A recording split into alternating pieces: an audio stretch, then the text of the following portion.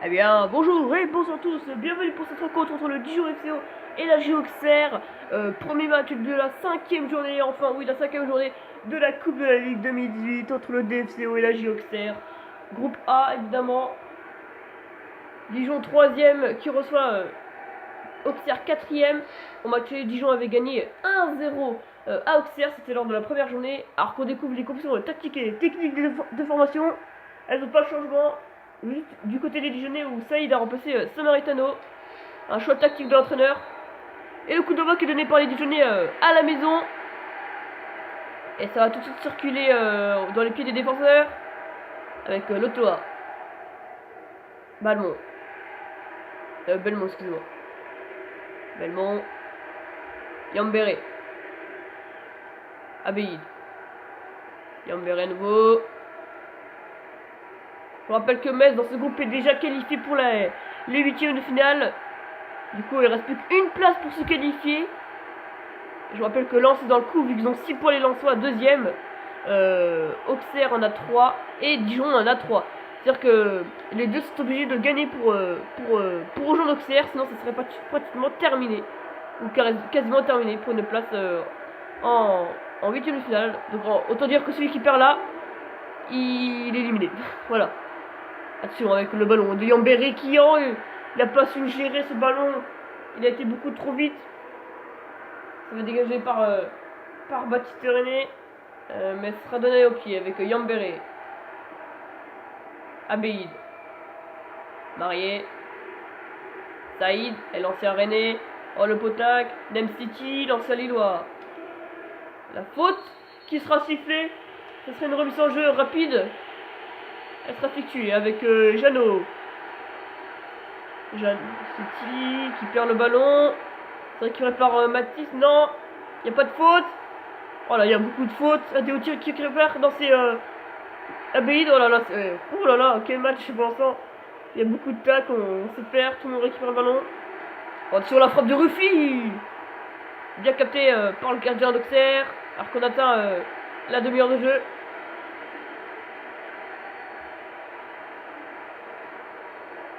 Ok, d'accord, Yatara. Il nous appelle je sais pas quoi. Allez, Baptiste René. Pour le dégagement cette fois, très loin devant.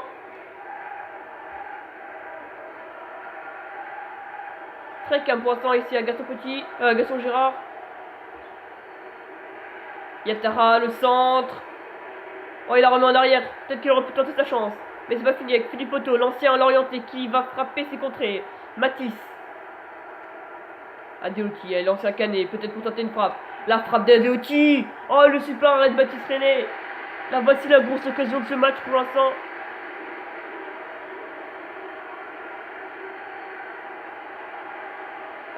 À noter que 47 supporters auxerrois ont fait déplacement, qui est très peu, hein, vu que Auxerre et Dijon c'est pas si loin que ça. Allez, le corner tiré par Yatara, l'ancien Montpellierin, la tête de Haï, oh là là, elle passe juste très très haute. Ah oui, non, mais c'était pas du tout cadré. En plus, il a buté sur un des défenseurs dijonnais. Il reste 5 minutes à jouer dans cette première période, sur 0-0. On espère que le compteur va se débloquer. Yambéré avec Abéid. Jeannot, l'ancien Merlu. Oh, c'est bien capté par Matisse, il avait vu la passe. C'est pas fini avec Papsané. La passe à profondeur. Aïe. Aïe, il rentre dans la surface, il s'est fait piquer le ballon. Là, il récupère le ballon, aïe. Pour Philippe Otto, la frappe de Philippe Otto. Oh, quel arrêt, c'est pas terminé avec la frappe. Il y a encore un super arrêt de Baptiste René. C'est complètement fou cette parade. C'est complètement fou cette parade de Baptiste René. Il a repris les reprises de volée de Sané et de Haï et puis non, de Philippe Otto, excusez-moi, de Philippe Otto et de Matisse. C'était très très beau à voir. Les Dijonnais qui n'ont rien montré dans cette première mi-temps à part les super arrêts de Baptiste René. Il faut en montrer beaucoup de choses en second temps pour convaincre le score changé. Mais c'est un 0-0 à mi-temps. A tout de suite. Retour à Gaston Girard pour un second mi-temps entre Dijon et Auxerre. 0-0 dans les 45 minutes. Les deux Auxerrois qui ont quand même tenté de belles choses. Alors que Belmont vient d'être remplacé par Balmont, l'ancien Lillois qui fait son entrée. C'est un atout même s'il est âgé. Yata. Arcus. L'ancien Lillois avec Yatara, le bon ballon. Il sortira pas, c'est limite. Non, c'est bon, il l'a eu. Aïe. La frappe de Papsané, c'est pas fini. La nouvelle frappe, mais c'est le faute de Mathis. Et c'est dedans. Et c'est le dedans. Et c'est Mathis qui vient ouvrir le score pour les Auxerrois. 9 minutes après le retour des vestiaires, c'est Mathis qui vient ouvrir le score dans ce match. Et c'est complètement logique, c'est complètement mérité pour les Auxerrois. Frappe en pleine lucarne en plus. Mathis René est parti du mauvais côté.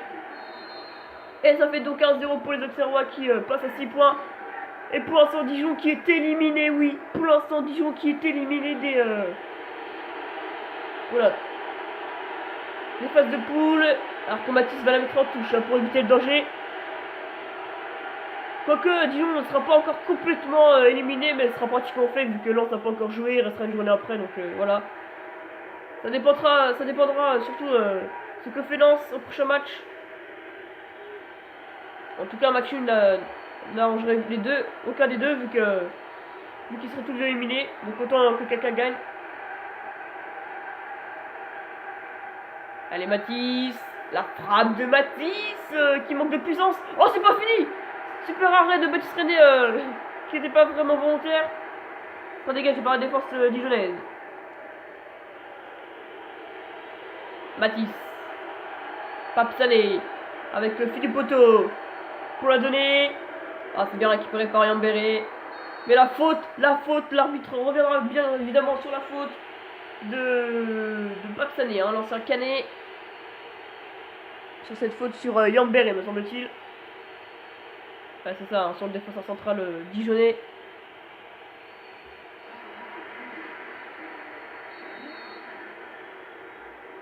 Alors que Jules Tavares vient de remplacer Saïd.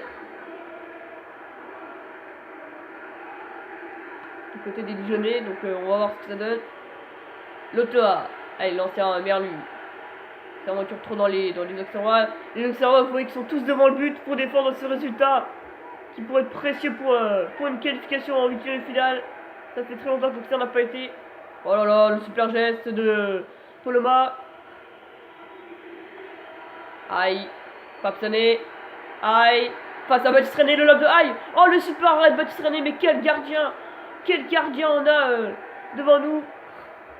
Allez, il faut chercher un point maintenant pour les Dijonnais, même s'ils seront éliminés, autant sauver l'honneur. Ruffy. Abid. Qui va perdre le ballon. Ah, ils défendent très bien, hein, les Auxerrois et Dijon qui n'a pas une seule occasion. Et peut-être qu'il peut faire le break à quelques minutes de la fin. Avec Aïe.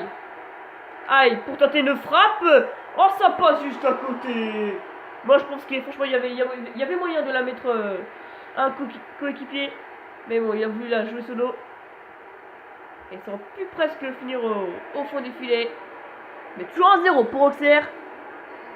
Contre Dijon. À Dijon. Alors que Jeannot vient d'être remplacé par un Fitano. Donc ça, c'est pas un changement vraiment très comment dire, poste. Donc Fitano est un milieu de terrain. Du coup, ils vont jouer en 4-5-1. Allez, peut-être le but du break avec Mathis. La frappe de Mathis. Oh, le super arrêt. Et c'est repris par Papsané. Et le second but. Papsané dans la 95e minute. Alors qu'il n'y avait qu'une seule minute annoncée par l'arbitre. Le tour de 1 minute ou 2. Ça change quoi pour les Dijonnais? Dijon qui touche à la fin de sa compétition. Vu qu'Auxerre va s'imposer 2-0. Ils ont pris leur revanche du match aller.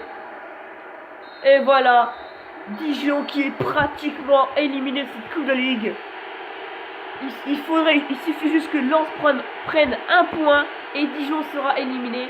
Même s'ils perdent, Lens, enfin, ce sera difficile parce qu'il reste encore un match derrière. Et pour empêcher des points à Auxerre et Lens, ça va être très difficile.